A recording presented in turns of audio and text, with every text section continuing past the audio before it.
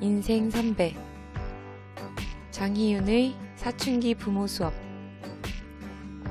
부모 교육 책을 찾아보는 중이다. 이 책 역시 학교 도서관에서 빌렸다. 중등 선생님이기도 하고 청소년 자존감 코칭 전문가이자 칼럼니스트인 저자의 이 책에는 내가 쓰고 싶었던 내용들이 이미 많이 들어있었다. 다른 점이 있다면 중등의 이야기란 점이다.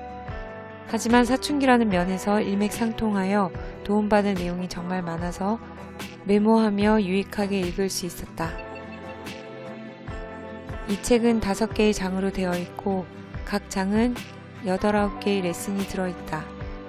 각 장의 마지막은 학생과의 진솔한 인터뷰가 있었고 레슨의 마지막에는 선생님의 토닥토닥 한마디가 있는 굉장히 짜임새 있는 책이다.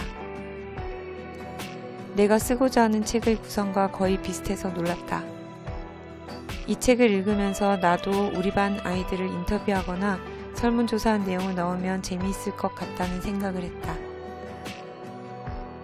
이 책에도 사춘기만큼이나 자존감의 중요성을 강조하고 있는데 부모가 자녀의 자존감 도둑이 되면 안 된다는 말이 굉장히 찔렸다. 사실 나도 아이들이 어렸을 때 공부 안 하면 이렇게 된다 라는 말을 많이 했다.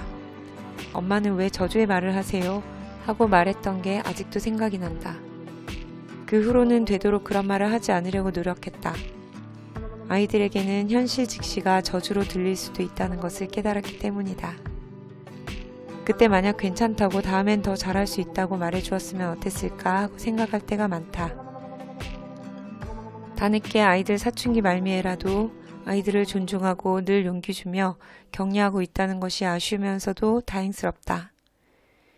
가끔 아이들에게 경어를 사용해서 대화할 때가 있는데 아이들이 스위트하다며 기분 좋아한다. 존중받는다는 것은 아이고 어른이고 할 것 없이 모두에게 기분 좋은 일이다.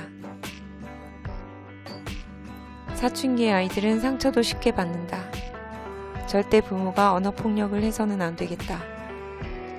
언어폭력을 경험한 아이들은 자신도 폭력의 가해자가 될 수 있다. 문제 아이에게는 문제 부모가 있다는 것이 슬프지만 현실이다. 학교에서 오랫동안 근무하면서 겪은 것이다.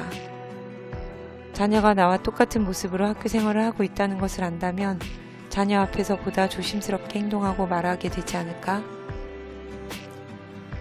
몇 년 전 사춘기인 아이들과 대화하기 위해 남편이 아이들이 사용하는 은어를 배워서 아이들과 대화했던 기억이 난다. 너무 안 어울리는 말이 남편의 입에서 나오는 자체가 너무 웃긴 일이어서 우리는 모두 배꼽 잡고 웃었다. 아이들과의 동질감 형성을 위해 아이들이 흥미로워하는 트렌드를 알아둘 필요가 있다. 작년에 반 아이들이 좋아했던 가수와 노래를 함께 좋아하기도 했고 요즘 유행이라는 재미있는 단어들을 모아 장문하는 것도 했었다.